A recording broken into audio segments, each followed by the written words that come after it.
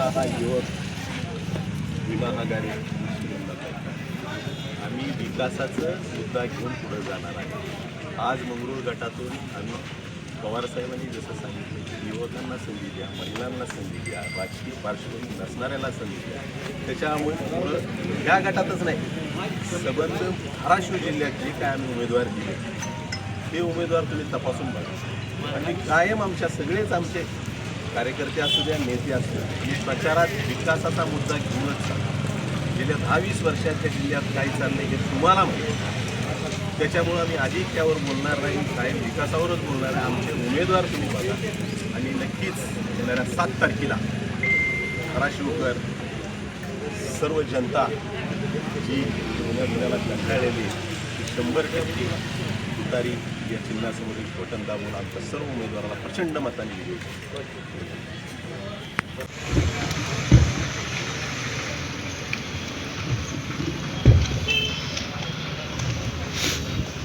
तुमचे आमचे लाडके आदरणीय दादा एका प्लेन ॲक्सिडेंटमध्ये दुर्गत घटना झाली. दादांना श्रद्धांजली अर्पित करतो. छत्रपती शिवाजी महाराज, भारतरत्न बाबासाहेब आंबेडकर, क्रांतीसूर्य ज्योतिबा फुले, सावित्रीबाई फुले, शाहू महाराज,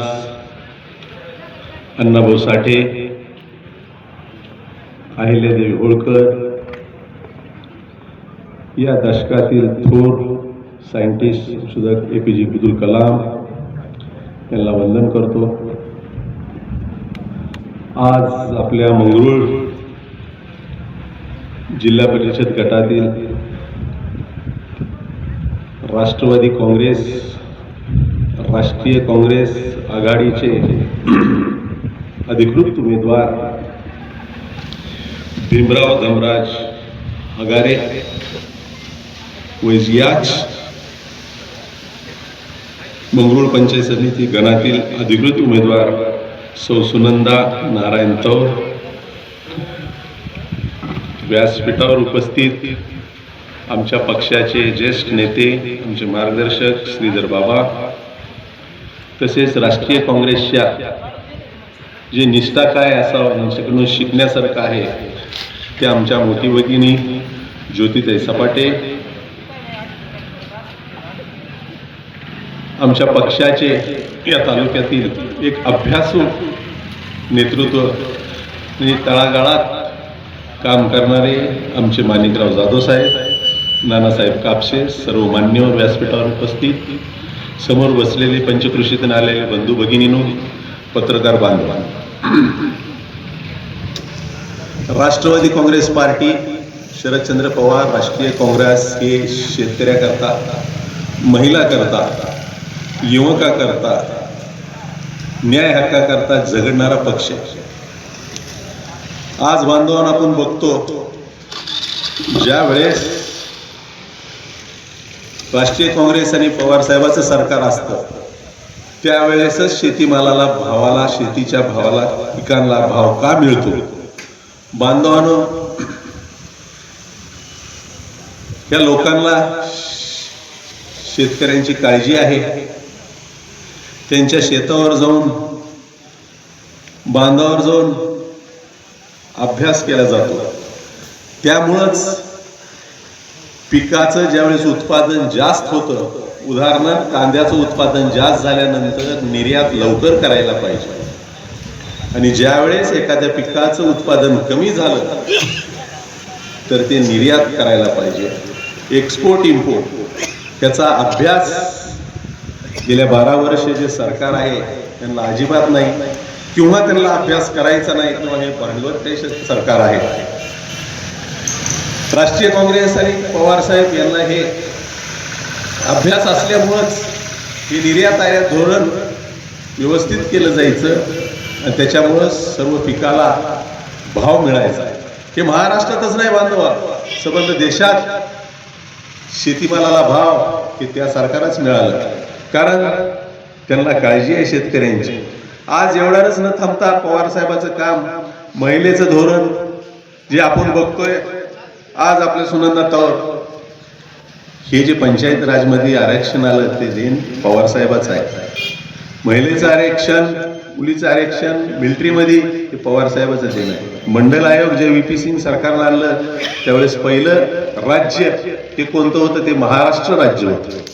एवढंच न थांबता सर्व स्तरावर साहेबाचं काम मोठं आहे. त्या विचारावरच हा पक्ष चालतो आणि हे उमेदवार आम्ही निवडलेले आहेत. आदरणीय साहेबांनी 6 महिन्यापूर्वी आम्हाला बोलवून सांगितलं होतं की येणाऱ्या जिल्हा परिषद, पंचायत समिती असो, नगरपालिका असो या महानगरपालिका असो, तिथं तुम्ही अतिशय उच्च शिक्षित उमेदवार द्या, महिलेला प्राधान्य द्या, युवकांना प्राधान्य द्या, मुलींना प्राधान्य द्या आणि राजकीय पार्श्वभूमी नसणाऱ्या लोकांना तुम्ही संधी द्या. त्याच अनुक्रमाने आम्ही आज तुमच्या गटात अतिशय तरुण, उच्च शिक्षित भीमराव हगारे उर्फ मी भीमा या नावाने तो परिचय आहे. आज हिने एक नवीन दिशा देणार प्रचार यंत्रणा किंवा प्रचार केला की भीमानं ज्या वेळेस तिकीट डिक्लेअर झालं, पक्षाने त्यांना तिकीट दिलं, त्या दिवसापासून त्या गटातील सर्व गावे, सर्व तांडे, वस्ती उमरा जाऊन आपल्या पक्षाचे धोरण आणि एक आराखडा तयार केला. कशाचा आराखडा? विकासाचा. ह्या गणात जेवढे गाव आहेत तिथं रस्त्याच्या समस्या असो, तिथं शिक्षणाच्या समस्या असो, तिथं आरोग्याच्या समस्या असो, तिथं शेतकऱ्यांच्या समस्या असो, हे एक विजन, एक मसुदा तयार केला आणि त्यांच्या समोर त्यांनी मांडला. नुसतंच मांडून नाही तर हे कसं सोडवणार आणि किती दिवसात सोडवणार. एखाद्या गावची रस्त्याची समस्या आहे किंवा विजेची समस्या आहे तर येणाऱ्या 6 महिन्यात, येणाऱ्या 12 महिन्यात, 24 महिन्यात असे एक विजन, एक डॉक्युमेंट, एक मसुदा तयार केला. बांधवांनो, आम्ही कायम विकासावर बोलतो, उणे धुणे करत नाही, कारण इलेक्शन हे 5 वर्षांनी येतं. हे काय आठवडी बाजार नाही की ह्या आठवडी बाजारात आपण जर माळवं घ्यायला चुकलो तर पुढच्या आठवड्यात येते. मग कधी असतो बाजार ह्या शनिवारचा बाजार हुकला म्हणजे पुढच्या बाजाराला आहे. बांधवानं 5 वर्षानं इलेक्शन येतं. 5 वर्ष म्हणजे फार मोठा काळ. बघता बघता 25 वर्षाची मुलं जर 2-3 इलेक्शनला आपण मतदानात चुकीचा निर्णय किंवा चुकीचं मतदान केलं तर त्याची 50 वय उलटली. लोकशाहीत बांधवात बाबासाहेब आंबेडकरांना आपल्याला संविधान दिलं, संविधानातून आपल्याला मतदानाचा अधिकार मिळाला. हे मतदानाचा अधिकार हे असं शस्त्र आहे, ते जगातलं सगळ्यात मोठं शस्त्र आहे. हे एका मतावर आपण दिल्लीचा पंतप्रधान गल्लीत आणू शकतो, मुंबईचा मुख्यमंत्री गल्लीत आणू शकतो, इतकी ताकद आहे.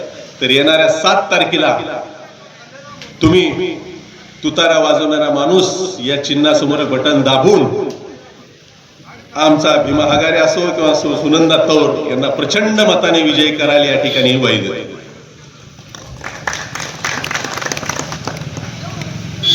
बांधवांनो, आपण बघतो की आज बाबांनी भाषणात सांगितले की देशात, राज्यात लोकशाही राहिली का नाही हे आपण विचार करण्यासारखं आहे. काही हे लोक म्हणतात की काँग्रेस आणि राष्ट्रवादी काँग्रेसनं काय केलं. तुम्ही ज्या शिक्षण क्षेत्रात बघा, IIT असू द्या, IIM असू द्या, मेडिकल कॉलेज असू द्या, इंजिनिअरिंग असू द्या, सगळे धरणं असू द्या, हे कोणी केले हो? बरं, ते बोलण्यापेक्षा आता हे तर आजोबा बसलेत, अण्णा आमच्या जवळजवळ 70च्या वर असतील, 80 वय असेल. अण्णा किती निवडणुक्या जवळजवळ एक तुम्ही 20-30 निवडणूक बघितल्या असतील ना, आमदारकी खासदारकीच्या. पण कधी असं चर्चेत आलं का हो लोकशाही संपली किंवा लोकशाही धोक्यात आली? होतं ना, किंवा ह्यानं जागा दिला, त्यानं काही काम केलं नाही, त्यानं पैसे खाल्ले. बरोबर आहे, लोकशाहीत असणार. पण लोकशाहीच धोक्यात आली असं कधी घडलं होतं का? तर लोकशाही टिकवायचं 70 वर्ष काम, हेच सगळ्यात मोठं काम जे काँग्रेसने केलंय. तेच तुम्ही धुळीला मिळवलेलं आहे. आज आम्ही लोकशाही पाळणारे व्यक्ती आहेत आणि विकासावरच बोलतो, कारण सभेची वेळ फार कमी राहिली म्हणून मी माझं भाषण लांबवत नाही. तुमच्या पुढे भीमाने एक आदर्श घातला की तो डोर ना डोर किंवा उमरा ना उमरा ते विकासाचे विजन घेऊन तुमच्या पुढे गेलेला आहे. तर मी या ठिकाणी राष्ट्रवादी काँग्रेसचा जिल्हाध्यक्ष असल्यामुळं आणि आम्ही संबंध जिल्ह्यात अतिशय सुशिक्षित राजकीय पार्श्वभूमी नसणारे लोक आणि महिलेला संधी दिलेली, धाराशिव मध्ये सुद्धा आम्ही असंच विजन घेऊन गेलो, विकासाचा दृष्टिकोन, विकासाचा मसुदा पुढे घेऊन गेलो आणि लोकांनी आम्हाला अक्षरशः 2 दिवस असताना सुद्धा आम्हाला यंत्रणेला काहीच वेळ नसताना पण भरभरून मतदान केलं आणि 8 पैकी 6 नगरसेवक हे आमच्या महिला आहेत. नगराध्यक्षाचा उमेदवार थोड्या फरकाने आमचा पराभव झाला. तेच विकासाचं मॉडेल आम्ही घेऊन संबंध धाराशिव जिल्ह्यात घेतोय. तेच मॉडेल घेऊन आज आम्ही मंगरुळ गटात आहे. आज भीमाचं किंवा सुनंदताईचं कौतुक करण्यासारखं आहे की आमच्याकडे यंत्रणा नाही, आमच्याकडे कोणी आमदार खासदार नाही, पण ते त्याला न डगमगता आज पचनयंत्रणा स्वतःच्याच हातात घेऊन दिवस रात्र त्यांनी प्रत्येकाच्या घरी जाऊन एक विकासाचं आम्ही काय करू शकतो हे दिलंय आणि त्याला येणाऱ्या 7 तारखेला तुम्ही साथ द्या. तुतारी समोर बटन दाबून यांना प्रचंड मतांनी विजयी करा. मी सांगतो हे धाराशिवचंच मॉडेल नाही तर हे संबंध महाराष्ट्रात भारतात जाईल की एक युवक पवार साहेबांनी ज्यांनी की रोजगार हमी सुरू केली, आज ह्या युवक पोराला पवार साहेबाच्या पक्षानं संधी दिली. पुढे बलाढ्य उमेदवार असताना सुद्धा लोकांनी भरभरून मतदान दिलं आणि लोकशाही टिकवली. हे मंगरुळ गटापासून सुरू करा, त्या ठिकाणी मी एवढीच विनंती करतो. कारण काय असतंय की लोकशाही सत्ता खूप मोठी झाली, त्याचा उन्माद माजला की अदृश्य मतदान हे खूप असतात आणि ती वेळोवेळी दाखवलेलं आहे आपण. तीच वेळ आज आपल्या मंगरुळ गटात आलेली आहे. आमचा उमेदवार युवक आहे, उच्च शिक्षित आहे